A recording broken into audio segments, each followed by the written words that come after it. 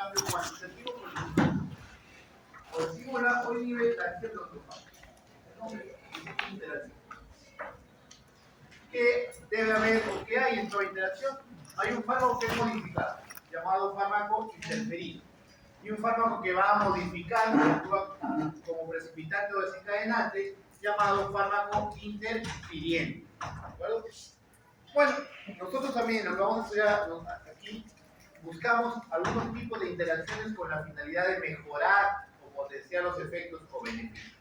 Lo que nosotros debemos estar atentos de aquellas interacciones en las que la consecuencia de esta acción entre un fármaco y otro puede ser perjudicial para el paciente. Entonces tenemos las interacciones por exceso y las interacciones por defecto.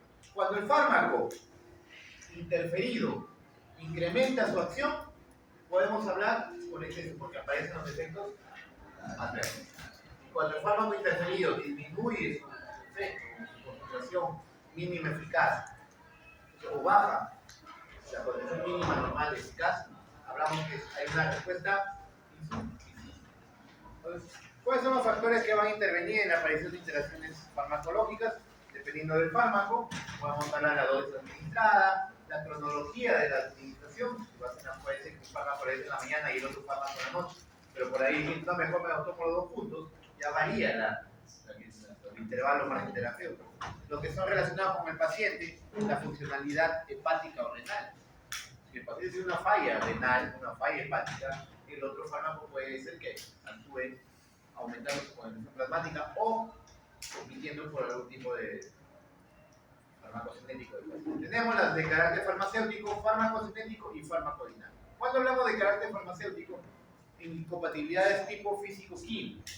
Por ejemplo, dos fármacos que no se deben mezclar antes de administrar al paciente. Un ejemplo clásico es el Redex Plus, que viene dos ampollitas, ¿no? Diclofenaco y la orfenadrina. Unos AINES y el otro es relajante, ¿no? Pero ¿qué pasa? ¿Qué sucede? O mejor dicho, es lo que siempre hacen, si he visto, coge una sola jeringa, ambos fármacos son cristalinos, coge una sola jeringa y los meten. Se forma un fármaco amarillo lechoso. Este fármaco amarillo lechoso, eso que se ve lechoso es porque precipitó. Y esa precipitación prácticamente es de fármaco inactivo. Más o menos el 50% del fármaco ya lo inactivado. Y no va a cumplir el mismo efecto que el fármaco, digamos, independiente cada uno. Estos fármacos, uno es antiinflamatorio y otro es un relajante muscular. Lo mismo inserto del medicamento dice administrar en lugares distintos. Lo más ideal es anal. Y con eso, digamos, aseguran el efecto de cada uno de los dos fármacos. De carácter farmacocinético, cuando ustedes escuchen el término farmacocinético, inmediatamente a su cabeza se les viene el proceso y de carácter farmacodinámico ya se refiere a la respuesta del órgano efector, o sea, a los receptores, sinergismo, potenciación, antagonismo. Estamos hablando de las interacciones farmacocinéticas, todo lo que tenga que ver con el proceso admedido. Si hablamos de la absorción, podemos hablar primero de la liberación. Recordar que los fármacos sólidos se van a llevar por tres etapas: desintegración, disgregación y por último, disolución. Los jarabes ya están diluidos. Esto van a hacer directamente, van a pasar al proceso de absorción. Aquí puede, digamos, haber alteraciones en, por ejemplo, un antiácido, un fármaco que se va a liberar un medio ácido y te administras un antiácido, vas a variar o va a haber incompatibilidades en eso. En la absorción, por ejemplo, un fármaco que estás tomando normalmente y te tomas otro que va a alterar la motilidad intestinal. Por ejemplo, un fármaco que va a acelerar la motilidad intestinal. ¿Qué va a hacer? Va a provocar que el otro fármaco permanezca menos tiempo en su lugar de absorción y disminuya su absorción.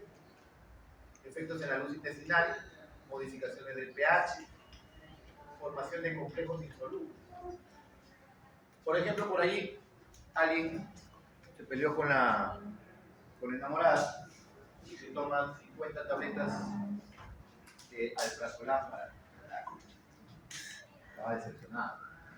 Pero en el camino deja la puerta abierta de su cuarto incluso un letrero con el número de la tipo de pastillas, la cantidad de pastillas que ha tomado, incluso la hora que la ha tomado.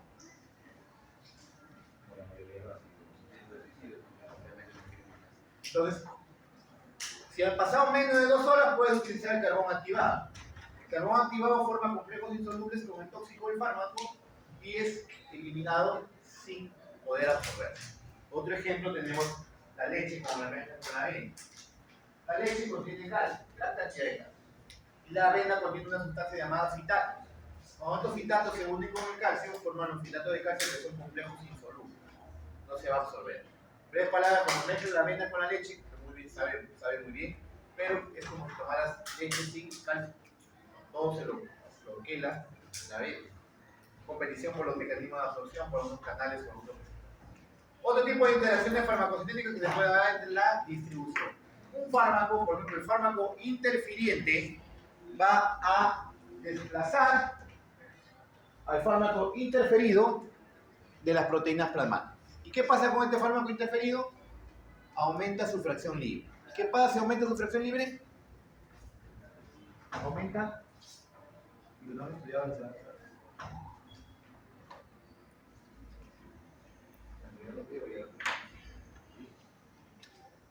¿Qué pasa si aumenta la fracción libre del fármaco? Aumenta su actividad. Aumenta su actividad. Porque está libre. El fármaco libre es el que produce. Más o menos como que me dan ideas para los tomantes de examen. Grado de unión del fármaco, como se dice. Las interacciones farmacocinéticas más importantes de todo este tipo de reacciones, interacciones farmacocinéticas son las del metabolismo. Metabolismo hepático. Luego que 450 es más importante. ¿Cuál de las isoformas es la más importante o más común? 6F3A. Entonces, aquí en el metabolismo van a suceder dos cosas. Un fármaco que va a ser inductor, se va a aumentar el metabolismo del otro, y un fármaco que va a ser inhibidor. Quiere decir que va a inhibir el metabolismo del otro.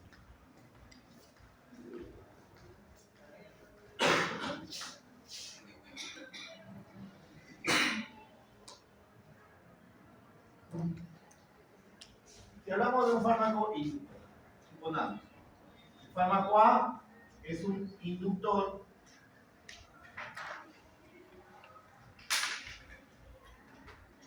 enzimático del fármaco B.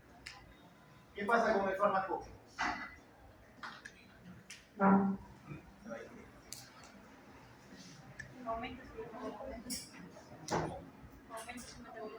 Aumenta su metabolismo, así es. Aumenta su metabolismo. ¿Qué sucede con el fármaco? Que aumenta el metabolismo.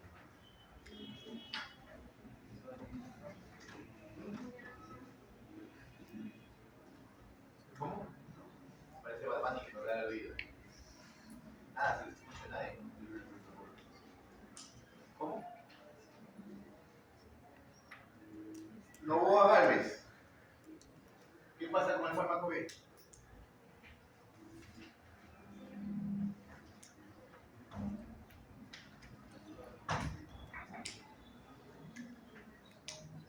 Romero Llamo. ¿Qué pasa con el fármaco B? ¿Disminuye qué?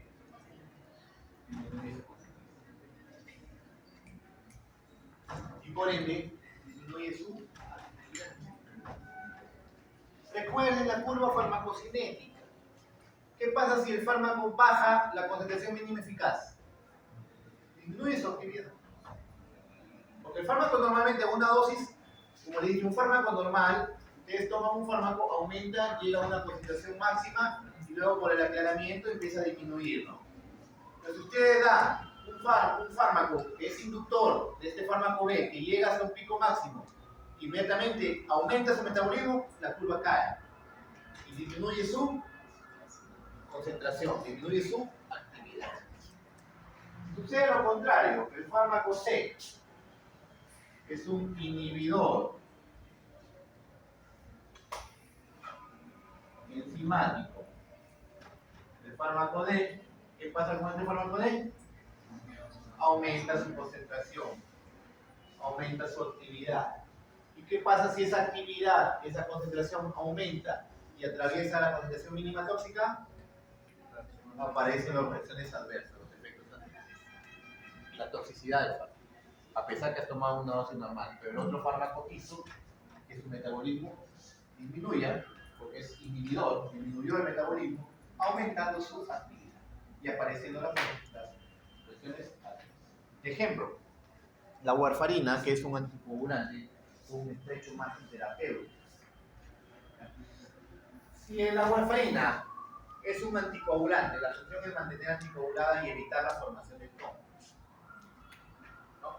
Ahora, si yo le doy un fármaco que es inductor enzimático de la warfarina, ¿qué pasa con la warfarina? Disminuye su actividad.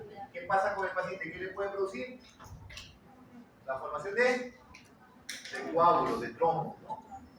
Y si lo contrario, le doy un fármaco C, que es inhibidor enzimático de la warfarina aumenta su actividad. ¿Qué puede producir? Hemorragia. ¿Ven cómo nos vamos entendiendo? ¿Cómo fácil es la farmacología? Pero eso sí, el que no estudió, no va a estudiar. Ya ha pasado una semana, ya han perdido una semana. Ya les he dicho, esto de aquí no lo van a aprender en 2 o 3 días. Ya les voy advirtiendo. No lo van a aprender en estos 2 días. Ya han perdido una semana. Ya han perdido una semana. Acá están los principales fármacos inhibidores enzimáticos y los principales fármacos inhibidores enzimáticos que vamos a ver.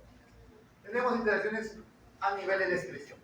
Modificación del pH urinario, que va a cambiar lo que es la excreción de algo. Por ejemplo, la alcalinización de la orina va a favorecer la eliminación de ácidos, la acidificación de la orina va a favorecer la eliminación de bases, alteraciones en la secreción, digamos, alteración o deterioro de la función renal. Estoy tomando un fármaco que se extienda por el riñón y le doy un fármaco nefrotóxico, que voy a disminuir la función, voy a provocar que el otro fármaco se acumule más y también aumente los niveles produciendo reacciones adversas.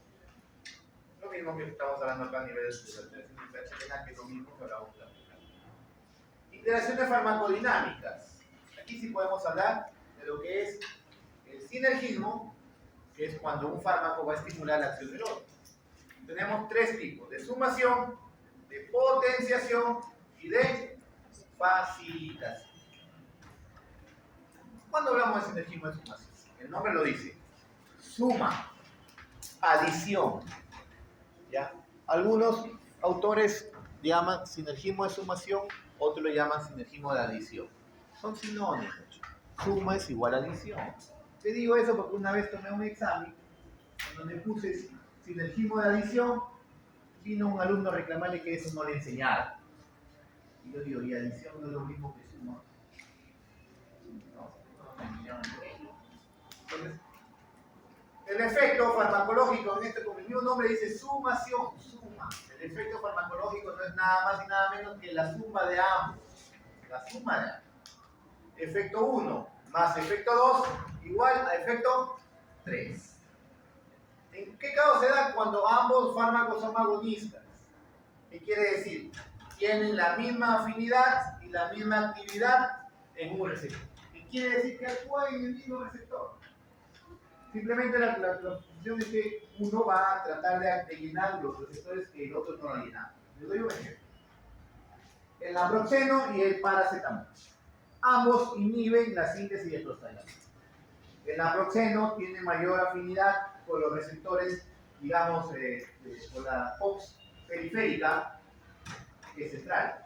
Y el paracetamol inhibe la COX central. Ambos inhiben la COX. Ambos van a sinergizar de forma sumatoria sus efectos.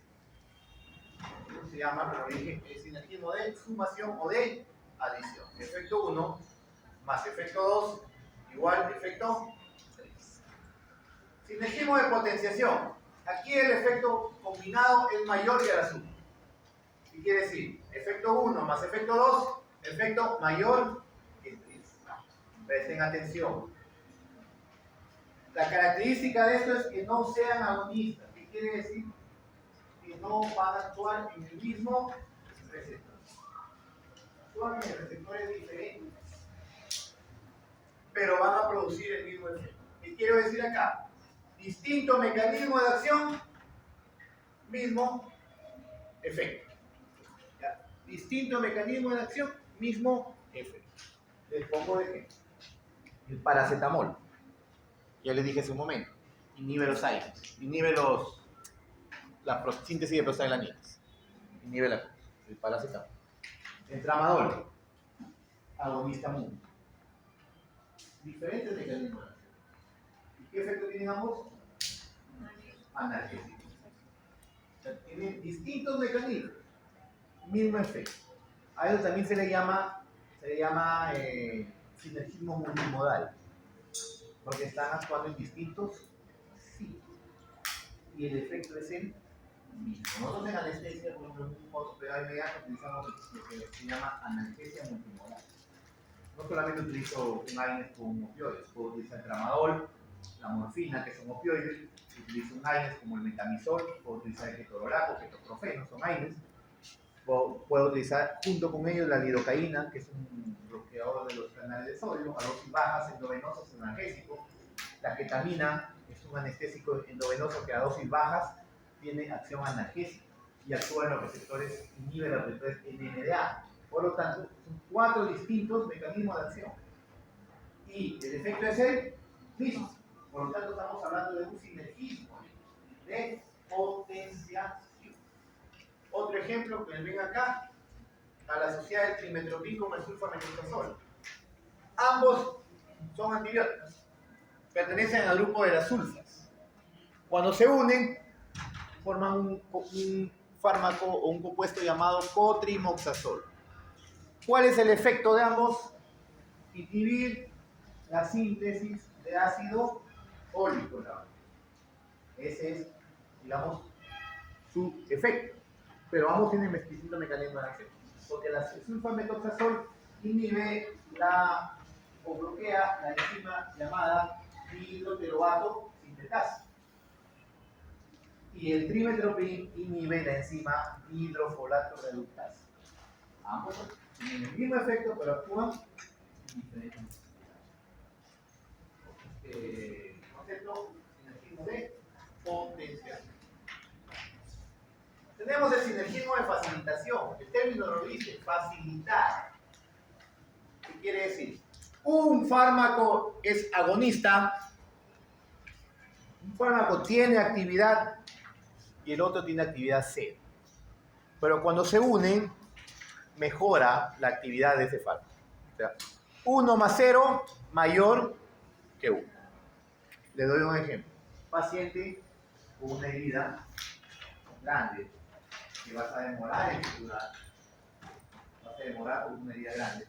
Pero tú sabes, como han llevado muy bien la farmacología, sabes que no puede darle mucha dosis porque supiste sacar bien al 2%, la lidocaína es a 5 miligramos por kilo de peso, y ya sabes cuánto de volumen máximo le vas a poner, si no lo vas a intoxicar al paciente.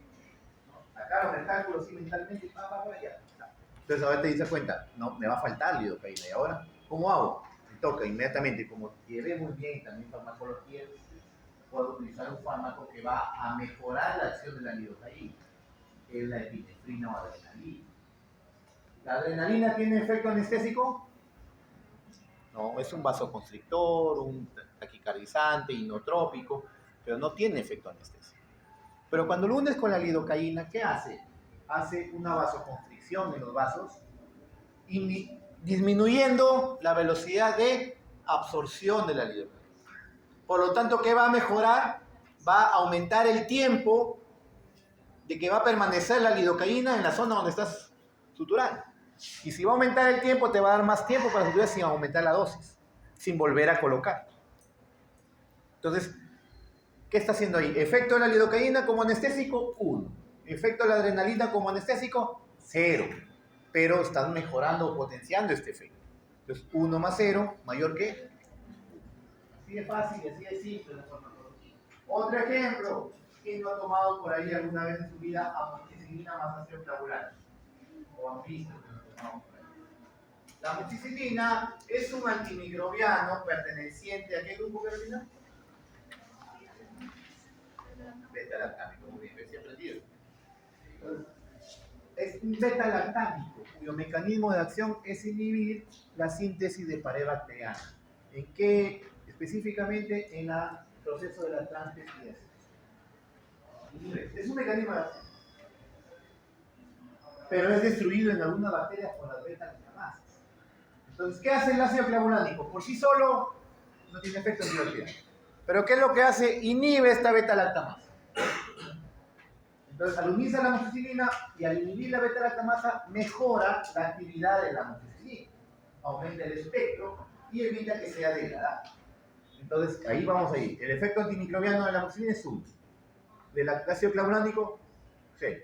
Pero cuando se unen, mejora el efecto 1. 1 más 0 más 0. Sinergismo de facilitación. ¿En qué fácil es? Pues acá vamos a hablar de los dos principales clases. Ambos que actúan en dos receptores. 1 más 1 o en 2. 1 más 1 más 0. Entonces acá vamos a hablar del sinergismo aditivo de adición. Se denomina homodinámico porque actúa en el mismo receptor. Y el de potenciación se denomina heterodinámico porque actúa en distinto, pero el efecto es el mismo. Ventajas: permite administrar dosis menores, ya que están, digamos, sinergizándose entre ambos. Y al administrar dosis menores, ¿qué es lo que evito? Los efectos adversos. Y en algunos casos, abreviar la rapidez o el inicio y prolongarse los efectos de los dosis. Muy bien. Antagonismo. Tenemos el antagonismo farmacológico, que ya lo hemos explicado. El antagonismo farmacológico, ¿cuáles son? Competitivo y no competitivo. Tenemos el fisiológico y el... Ya hemos hablado del competitivo, el reversible, actúan, tiene la misma actividad, perdón, la misma afinidad, pero solo uno tiene actividad. Se unen en el mismo sitio del receptor. El antagonismo no competitivo, que es irreversible, se une en un sitio distinto llamado sitio alostérico. Y hay otro término que se ha acuñado ahí que se llama dualismo competitivo, que en sí no es un tipo exacto de antagonismo, pero se llama antagonismo parcial. Aquí es cuando se unen dos fármacos que tienen la misma afinidad, ambos tienen la misma actividad, pero uno tiene menor eficacia que el otro. ¿Qué quiere decir? Que estoy uniendo un agonista total con un agonista parcial. Muy bien. No te da un completo antagonismo, pero sí disminuye la actividad. O sea, esto con los opioides mayormente. Ya hablaremos con hablemos de opioides. Aquí los principales son los que estoy hablando. Antagonismo competitivo y antagonismo no competitivo, que ya lo vamos a explicar. Y lo que les acabo de explicar acá acerca del dualismo competitivo. Un agonista total y otro parcial. Antagonismo fisiológico, ya lo mencioné hace un momento, cuando son dos fármacos que no son dos no agonistas, actúan en distinto receptor, pero que cumplen funciones opuestas. Uno de los fármacos que no tiene antagonista de otro por ese tipo.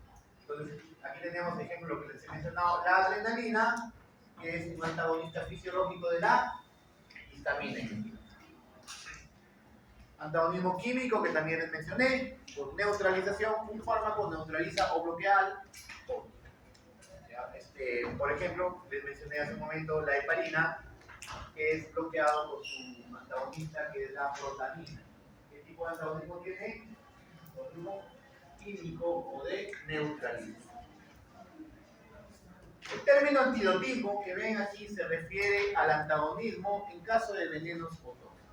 Esto de aquí le agrega un tipo de más al concepto de antidotismo. Tenemos el antidotismo químico, el antidotismo biológico o inmunoterapia y el fisiológico. El químico ya lo hemos mencionado que es cuando un fármaco químicamente neutraliza. El biológico se da cuando hay respuesta inmunológica con compuestos antigénicos, principalmente aquí cuando hay mordeduras de algunos animales venenosos, o podemos hablar del suero antiofídico, del suero antiarácnido, etc. Y el antidotismo fisiológico, que también ya lo hemos mencionado, cuando actúan en distintos receptores cuya acción o cuyo efecto es antagónico o contrario, opuesto. unos ejemplos de antiotismo químico, como la hidroxicobalamina y el cianuro, o las oximas y los organofosforados. Y de antiotismo fisiológico tenemos la pilocarpina, atropina, naloxona, propanolona. Miren la atropina también con organofosforados. ¿Qué pasa con el organofosforado? La próxima semana que vamos a llevar anticolinérgicos y anticolinesterácicos o colinérgicos indirectos, el organofosforado inhibe la acetilcolinesterasa, pero de forma irreversible. Entonces, ¿qué hace la oxima? Libera a la enzima, la oxima, la pradidoxima o bidoxina. Y la atropina bloquea el efecto del organofosforado, al bloquear los receptores.